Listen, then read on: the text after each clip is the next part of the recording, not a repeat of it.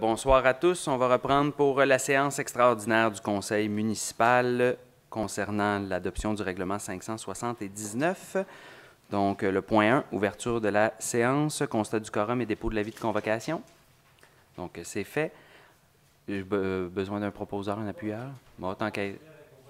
Ben oui, tant qu'à être là, on va faire ça officiel. Alors, j'ai besoin d'un proposeur. Je propose, Monsieur le maire. Merci beaucoup. J'ai besoin d'un appuyeur. Raymond Masse, j'appuie. Merci beaucoup, Monsieur Masse. Alors, maintenant, on tombe en point 2, période de questions destinées au public. On constate qu'il n'y a pas de questions du public. Donc, on tombe au point 3, adoption du règlement 579 découlant du budget 2022. Donc, souvenez-vous qu'à la dernière séance régulière du Conseil mardi passé, on a enclenché le processus d'adoption en donnant la motion, en le déposant et en le présentant sommairement. On l'a mis en ligne pour que les citoyens puissent le consulter après la séance du Conseil. On vous l'a remis dans votre cahier électronique. Le règlement se résume comme suit, donc, règlement de taxation pour l'année 2022, taxe foncière générale, taxe foncière spéciale et compensation. Dans la catégorie des taxes foncières générales pour l'année 2022, nous avons 7 catégories. La première résiduelle, qui est la catégorie résidentielle, le coût sera de 0,5450 sous par 100 $ d'évaluation.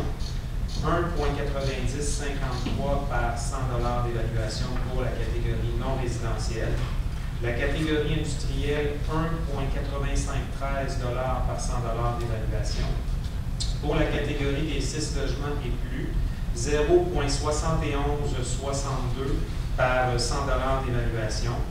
Pour la catégorie des terrains vagues desservis, 1,09 $ par 100 $ d'évaluation.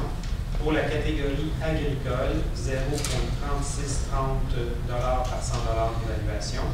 Et la dernière catégorie forestière, donc 0,3630 $ par 100 $ d'évaluation. Dans la catégorie des taxes foncières spéciales, nous n'en avons qu'une seule, la taxe foncière spéciale générale, la taxe foncière générale spéciale pour le remboursement de la dette à l'ensemble de la ville, donc 0,1994 $ par 100 $ d'évaluation. Dans la catégorie des compensations, nous avons 4 compensations. La première, compensation pour l'entretien, les réparations et l'amélioration des infrastructures municipales et des usines, 145 $ par unité d'occupation. La compensation pour la gestion des matières résiduelles, 166 $ par unité d'occupation. La compensation pour l'assainissement des eaux usées, 160 $ par unité d'occupation. Et finalement, la compensation applicable aux chambres pour l'assainissement des eaux usées, 64 $ par chambre. Notez qu'il y a une compensation de 0,25 $ par mètre cube d'eau usée rejetée pour les immeubles non résidentiels compris dans une unité de la classe 6 à la classe 10, conformément à l'article 244.32 de la loi sur la fiscalité municipale. Attendu que le projet de règlement prévoit le paiement du compte de taxes en 3 versements, un taux d'intérêt de 12 % par année pour les taxes impayées et une pénalité de 0,25 % du principal impayé par mois complet de retard pour un maximum de 3 % par année. Si le règlement est fidèle aux intentions du Conseil, on vous propose de l'approuver tel que présenté. Merci beaucoup. Alors, j'aurais besoin d'un proposeur. Alors, je propose, Monsieur le Président. Merci, M. Prescott, et d'un appuyeur. Merci beaucoup, Mme Gendron. Juste avant la levée de la séance, simplement vous avertir qu'on travaille déjà pour que la prochaine année, la présentation budgétaire soit beaucoup plus visuelle, intéressante et participative pour les citoyens. Donc, on va travailler à revoir le modèle de présentation là, pour qu'il y ait une compréhension peut-être plus simplifiée et plus participative là, auprès des citoyens.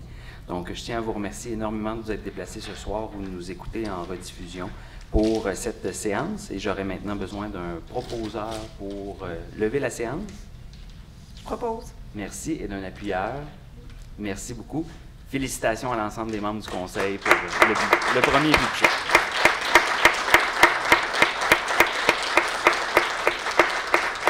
Merci beaucoup et bonne soirée. Bon retour.